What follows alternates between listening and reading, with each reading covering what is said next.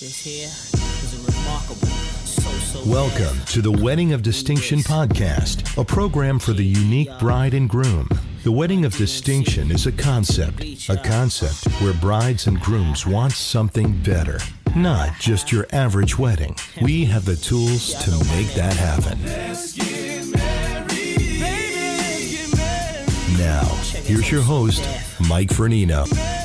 Hey, I'm Mike, and thank you for the listen, everybody. Our podcast is all over the place, now on Spotify, Pandora, Google Podcast, and iTunes. I hope you're well, I hope you're safe, and most importantly, I hope you're healthy. And speaking of health, we're going to get into some health-related topic today. Of course, these are very stressful times, to say the least. Couples who are planning weddings are experiencing a tremendous amount of anxiety due to COVID-19 and the global pandemic. Planning a wedding is difficult enough, but now throw in a national health emergency, and the uncertainty becomes a big problem in our everyday lives. Here at Music in Motion, I've worked with dozens of my couples trying to assist them in rescheduling dates and changing their details. It's agonizing for all of us, and during this time, our health can easily go south in a hurry. Understandably, many wedding couples want to look their absolute best for their wedding day, and trying to do a diet in the middle of COVID-19 fears, well, that's virtually an impossible task. Or is it? Today on the program, I speak with Dr. Jill Garripoli Pedalino. Dr. Jill is a pediatrician based in New Jersey, and she owns her own practice called Healthy Kids Pediatrics. She's also a successful author, on top of being one smart lady, and you're about to find out how smart she really is. I dialed Jill up on the Zoom line today as she discusses nutrition along with intermittent fasting and all of the benefits. The doctor will see you now today on the Wedding of Distinction podcast. On the Zoom line today, I have Dr. Jill. Dr. Jill is with Healthy Kids Pediatrics. She's a doctor of medicine, and she's based out in, Nutley, New Jersey, Jill? Yes, it is, Mike. Nutley, New Jersey. Very nice. And I really appreciate you taking some time today. We wanted to talk about the stressful times that we're going through right now, and our couples are planning weddings. They're under stress, and at the same time, they want to be at their optimal health levels, not just for their weddings, but just for life in general. So I know you have all kinds of tips and advice. Yes. So let's dive right into it. Sure, I'm happy to. What can a couple do right now if they want to look their best for their wedding? They want to stay fit. They want to keep their immune system up and running. And at the same time, they're dealing with all the stress of the pandemic and work and everything that's going on right now in today's world. Yeah, well, this pandemic, obviously, it's unprecedented times for all of us. And because the pandemic is an infectious situation, I think our immune system is the most important thing that needs to be addressed and tweaked and honed so that everybody could be healthy. Because obviously, if you're not healthy, you're not having a wedding. If you're not able to be fit enough immune system wise. So the biggest thing that I would recommend is do what we can to keep our immune systems healthy. And I know it kind of sounds cliche, but it's the nutrition, the sleep, and the intentional movement exercise. And those are the most important things anybody and everybody should be doing. I think above everything else, sleep. And people say, no, it's your nutrition. But I have to tell you, sleep is the most important. Getting restful, quality, restorative sleep is super helpful to keep our immune systems functioning. There's so many articles and things written about how to maximize your sleep efficiency. But most of all, because we're home now and there's the TV on and there's not a need to get up and get out for work, people are losing their sense of when they go to sleep and when they wake up, and the consistency and the routine has gone out the window for so many well-intentioned couples. So I think what's most important is, if you're going to get to sleep at a certain time, make that same time every night. And when you wake up in the morning, even though you don't have to be up, you get up at a certain time, brush your teeth, wash your face, take your shower, do what you have to do to get yourself ready for the day. Honestly, they've even shown that taking your pajamas off and putting on actual clothes and even a little makeup for the women gets you in that mindset that you're ready for the day. So sleep is most important. And Dr. Jill, with stress, we know that stress affects the quality of sleep. Absolutely. Do you recommend melatonin supplements and things like that? Yeah, I will tell you, since melatonin is a natural substance in our body, it really is, it's not a bad thing. I even have, young children, small children, toddlers that take melatonin. I don't recommend it for the long term.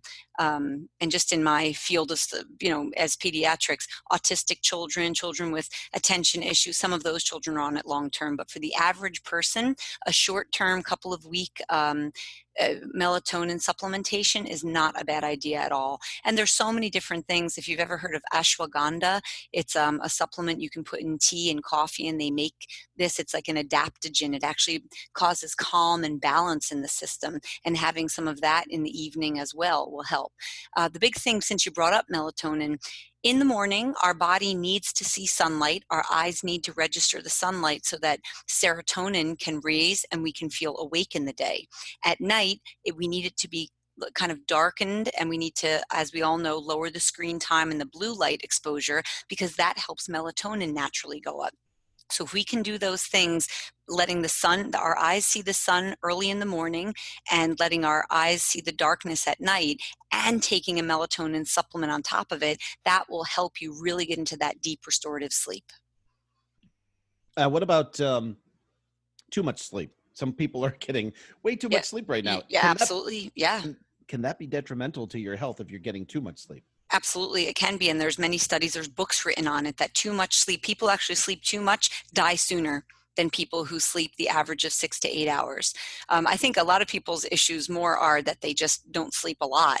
But you can sleep 6 hours and get enough REM and enough deep sleep to keep you refreshed and keep your readiness up. But I do agree that too much sleep it throws off everything. And even in the morning, we have a cortisol spike that gets us, awake in the morning. It's called the dawn effect. Our blood sugar goes up, our cortisol rises on purpose to get us awake. When people are missing that opportunity because they're staying in bed till 10 o'clock, it really throws things off in our internal system and our hormonal cycle. So early to sleep and early to bed really is... I agree. I think it definitely makes a difference. Okay, now immune systems. What do you recommend for people who are obviously dealing with stress? Mm-hmm. What can we do to maximize our immune system, keeping it sharp? Well, giving our body healthy nutrition is so important. We've realized lately it's been a flurry of research on our gut microbiome. We have trillions of cells in our body. Many of them are actually not human cells, they're bacterial cells. And the gut lining, if you think a bit about it, it's like a jelly lining. It's like a garden, and healthy bacteria can grow there, or weeds, bad bacteria can grow there. These bacteria actually, and really the research is amazing, these bacteria are responsible for 80% of our hormone production, how well we metabolize fat, how well our depression and anxiety are maintained. So all these things are important. So if we want to really help our immune system, our skin is the largest immune organ. But next to that is our GI system, because our gut lining, that microbiome, is what's mainly responsible. So what goes into our GI system? Well, food. So when we eat the crappy, processed, carby, empty calorie food, we are not feeding our gut microbiome. Hence, we are not giving our immune system a chance to be healthy. So I do feel like nutrition is one of the most important ways to keep our immune system healthy. Fascinating stuff. Mm-hmm. It is fascinating. Are there supplements that you recommend right now that are better than others? Things like, what I heard something about vitamin D. Sure. Essential right now? Absolutely. So we found, and yes, with coronavirus, they're finding a link. So African Americans are actually at higher risk of COVID infection simply because their skin is darker, and darker skinned people do not absorb vitamin D as much as lighter skinned people do. But it doesn't mean anything. You can take a supplement and get your vitamin D levels up, especially since we're just starting to get into the nice weather. We're not the sunlight is not, if we're in Australia and we get it a lot, those people actually are having a better time with infection. So vitamin D is crucial. It is way more important than anybody ever thought. We also, all thought it was just the bones and stuff. It is responsible for so many systems in our body that it's really important. So people can take, it's called international units. That's not milligrams or anything. It's international units, or IU. So if people take at least 2,000 IU a day, and they're everywhere, Costco, supermarkets, gummies, pills, all kinds of ways to get vitamin D, that supplement is fantastic. But going back to the gut microbiome and our immune system being taken care of that way, probiotics are really important. There's probiotics and enzymes. Those are things that people should take, because everyone thinks zinc and vitamin D and calcium, vitamin C, all those. That's great, and those are good to do. But taking probiotics, a quality probiotic, is very important as well. Fantastic. Getting back to vitamin D really quickly, Is it necessary to have that in combination with taking something like eating bananas? Like for potassium and potassium, stuff? do you need one in order to benefit the second one? Yeah, and calcium and vitamin D work hand in hand. And yeah, you do need, and you should take a multivitamin, because people will say, no, you should get it from your foods. Well, unfortunately, our soil is not that great anymore, because we've kind of depleted so much with the way we farm and mass farming. So even though we are eating whole foods and people are eating fantastic, some people are really doing a great job, but it's not anybody's fault. It's just the way the foods are processed. They're not as good as they were 50, 100, 1,000 years ago. So even though we're eating a whole food diet and lots of fruits and vegetables, a multivitamin is really great as well, on top of the vitamin D. And I will say one thing about vitamin D: you probably want to take it earlier in the day, because research has shown that taking it later in the day might keep you up at night. Very interesting. Fantastic. Yeah. Okay. So now one of the big questions that all of our couples, our podcast is geared to wedding couples, planning weddings, and they want to look fantastic. I know that one of the latest things that a lot of people are talking about is intermittent fasting. Is that the big thing right now?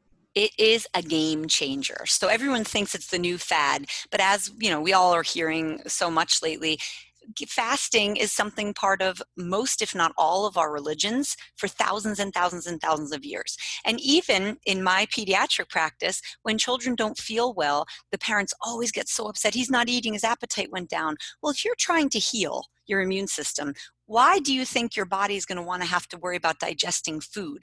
We're meant to have times of fasting and times of feasting. Intermittent fasting is one of these hacks that anybody can do. People are afraid to do it because, oh my God, what if I'm starving? What if I get hungry? And you realize after you do it a little bit, your body has so much reserve. It's meant to eat off of its own body, its own self for times of famine. And it brings us back to the caveman ancestors.